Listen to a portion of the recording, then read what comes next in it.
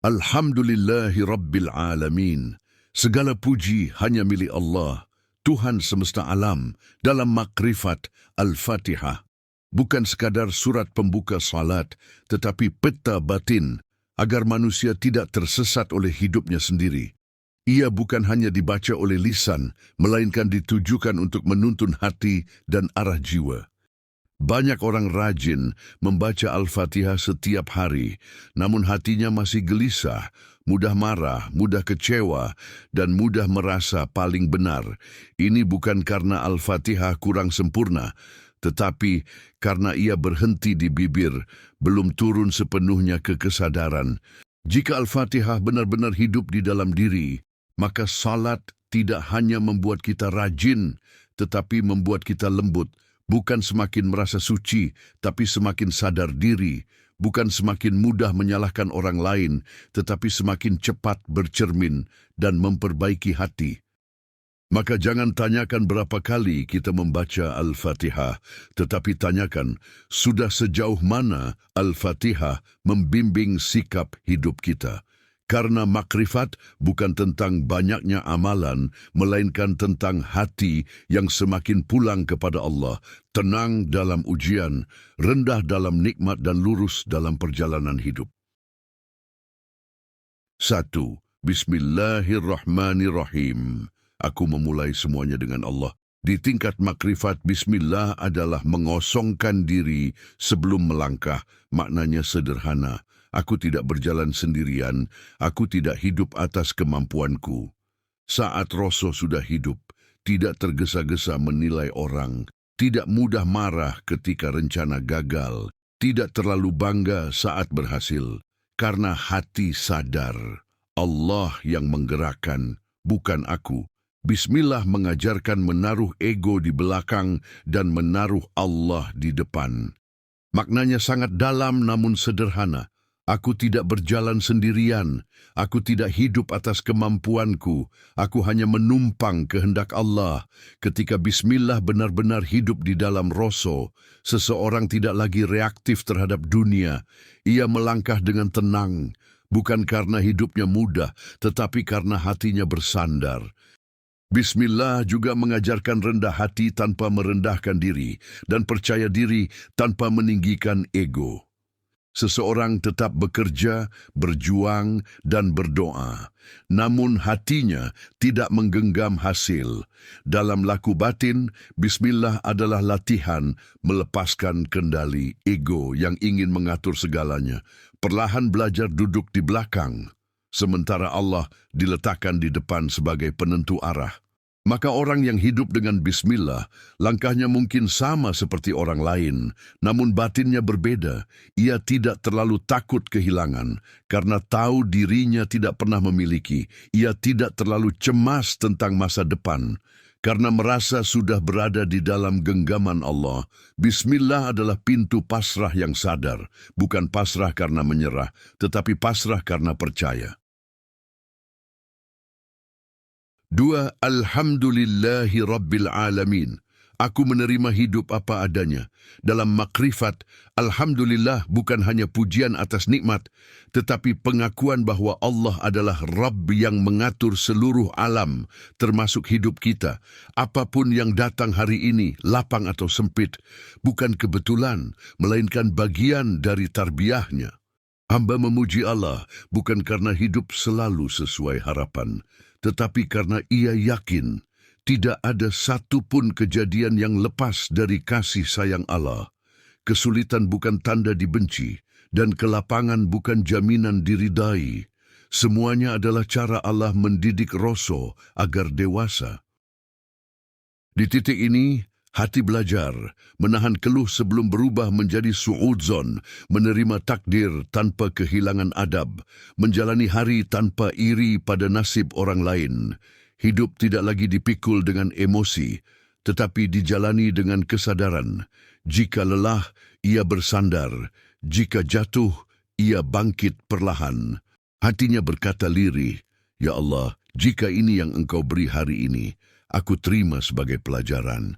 Ajari aku memahami maksud-Mu, bukan sekadar mengerti keadaanku." Disinilah Alhamdulillah menjadi jalan pulang, membuat hamba tetap memuji, meski belum sepenuhnya mengerti. 3. Ar-Rahmanir Rahim. Aku belajar melihat kasih Allah dalam segala bentuk. Dalam makrifat, Ar-Rahmanir Rahim bukan hanya tentang kasih yang menenangkan, tetapi tentang kasih yang mendidik jiwa. Kasih Allah tidak selalu hadir sebagai kemudahan. Ar-Rahman adalah kasih-Nya yang meliputi segalanya, bahkan kepada hamba yang sering lupa. Ar-Rahim adalah kasih-Nya yang khusus, yang hanya dirasakan oleh hati yang mau kembali dan berserah. Di titik ini, hamba tidak lagi sibuk bertanya, "Kenapa aku diuji?" Melainkan mulai berbisik pelan apa yang sedang Allah ajarkan pada hatiku. Ia tidak buru-buru mengeluh, tidak tergesa menyimpulkan, karena rasulnya sudah tahu, kasih Allah selalu bekerja lebih halus daripada yang mampu dipahami akal. Maka Ar-Rahmanir Rahim dalam makrifat adalah ketenangan batin, meski hidup belum selesai. Damai yang lahir bukan karena masalah hilang, tetapi karena hati yakin, aku sedang berada dalam asuhan kasih Allah. 4. Maliki Yaumiddin, aku sadar kelak akan kembali. Ayat ini melatih hati agar tidak sembrono menjalani hidup. Hamba sadar bahwa hidup bukan sekadar berjalan hari demi hari, tetapi sedang menuju satu perjumpaan yang pasti. Kembali kepada Allah, di hadapan Yaumiddin, setiap ucapan akan dimintai pertanggungjawaban, setiap sikap akan diperlihatkan kembali, setiap niat akan ditimbang dengan adil. Tidak ada yang bisa disembunyikan, bahkan yang tersembunyi di hati. Kesadaran ini tidak melahirkan ketakutan yang menekan, tetapi takut yang menenangkan, takut yang membuat jiwa terjaga, bukan gelisah. Dalam makrifat, takut kepada Allah bukan membuat hamba menjauh, justru membuatnya semakin dekat. Ia berhati-hati, bukan karena merasa diawasi manusia, tetapi karena merasa selalu berada dalam pandangan kasih Allah. Dari sini Rasul dibentuk, pelan dalam menyakiti, karena sadar luka orang lain akan ditanya. Pelan dalam menilai, karena tahu dirinya pun banyak salah. Pelan dalam merasa paling benar, karena kebenaran mutlak hanya milik Allah. Maliki Yaumiddin mengajarkan, hidup bukan soal menang hari ini, tetapi soal bagaimana kelak menghadap dengan hati yang jujur, rendah, dan penuh penyesalan yang menyucikan. Di titik ini, hamba belajar satu hal penting. Lebih baik kalah di mata manusia daripada kehilangan adab di hadapan Allah. 5.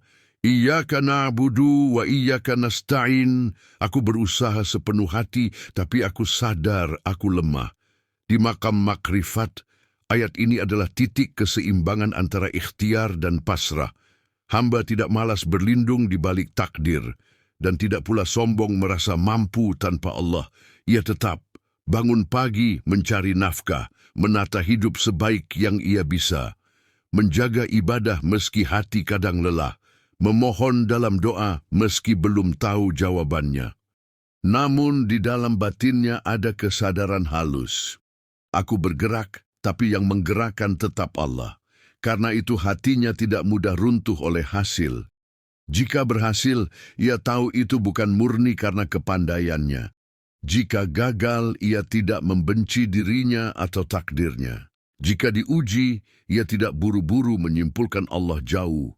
Makrifat membuat hamba paham, usaha adalah kewajiban, hasil adalah wilayah Allah. Ia tidak menyembah hasil, tidak menjadikan keberhasilan sebagai Tuhan kecil, dan tidak menjadikan kegagalan sebagai alasan putus asa. Dalam ayat ini, hamba belajar rendah hati, menyembah tanpa menuntut, meminta tanpa memaksa, bersandar tanpa menyerah. Karena ia tahu, Allah bukan hanya tujuan akhir perjalanan, tetapi sandaran di setiap langkah yang rapuh. Dan justru di saat ia mengakui kelemahannya, disitulah pertolongan Allah paling dekat. 6. Ihdinas siratal mustaqim. Tolong luruskan hatiku setiap hari. Dalam makrifat, doa ini tidak pernah dianggap selesai. Ia bukan doa orang yang belum tahu jalan, tetapi doa orang yang sadar bahwa hati bisa tergelincir kapan saja. Manusia sering merasa sudah benar, padahal hatinya perlahan miring tanpa disadari. Miring karena pujian, hingga lupa bahwa semua kebaikan hanyalah titipan. Miring karena luka, hingga pelan-pelan menyimpan dendam dan prasangka. Miring karena keinginan, hingga nafsu dibungkus dengan alasan agama dan kebaikan. Karena itu, hamba tidak berani meminta hidup yang selalu mudah. Ia tahu ujian adalah bagian dari pertumbuhan. Yang ia takutkan bukan beratnya masalah, tetapi hati yang mengeras saat menghadapinya. Maka ia berdoa, "Ya Allah, jika jalanku berliku, luruskan hatiku. Jika aku salah memahami takdir-Mu, benahi pandanganku. Jika aku lelah, jangan biarkan aku menjauh." Hati yang lurus bukan hati yang tidak pernah jatuh, tetapi hati yang setiap jatuhnya segera ingat kepada Allah. Bukan hati yang suci tanpa noda, tetapi hati yang cepat kembali saat tersesat. Inilah jalan lurus dalam makrifat, bukan jalan tanpa rintangan, melainkan jalan pulang yang selalu diiringi kesadaran, kerendahan, dan harap hanya kepadanya. 7. Siratal ladzina an'amta alaihim, gairil magdubi alaihim waladdallin. Aku tidak ingin tersesat oleh ego dan luka. Makrifat mengajarkan bahwa kesesatan sering bukan karena kurang ilmu atau kurang ibadah, tetapi karena hati yang tidak dijaga. Banyak orang tahu jalan yang benar, namun tergelincir karena merasa paling suci, merasa paling paham, merasa paling dizalimi. Amarah yang dipelihara bisa berubah menjadi murka. Luka yang tidak diolah bisa berubah menjadi kesesatan. Maka hamba tidak hanya meminta jalan yang benar, tetapi juga meminta hati yang mampu berjalan di atasnya. Hati yang tidak keras saat diuji, tidak sombong saat diberi, tidak gelap saat kecewa. Makrifat membuat hamba sadar bahwa jalan orang-orang yang diberi nikmat adalah jalan kerendahan hati, jalan kesabaran, jalan menerima takdir tanpa membenci Tuhan. Hamba berlindung dari menjadi orang yang rajin beribadah, namun hatinya penuh kemarahan. Hamba berlindung dari menjadi orang yang merasa benar, namun jauh dari kasih. Ya Allah, jagalah rasa hamba agar tetap bening, agar langkah ini tidak menyimpang meski luka datang, agar hamba pulang kepadamu dengan hati yang selamat, tenang, dan tidak membawa dendam apapun.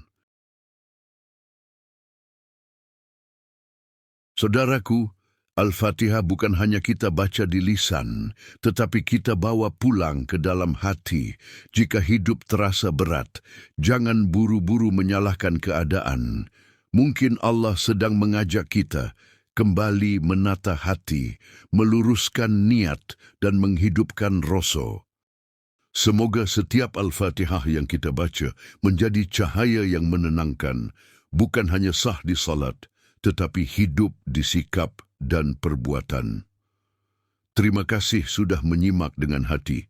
Jika video ini bermanfaat, silakan dibagikan agar kebaikan ini mengalir lebih luas. Semoga kita semua diberi hati yang lembut, jiwa yang sadar, dan jalan pulang yang diridai Allah.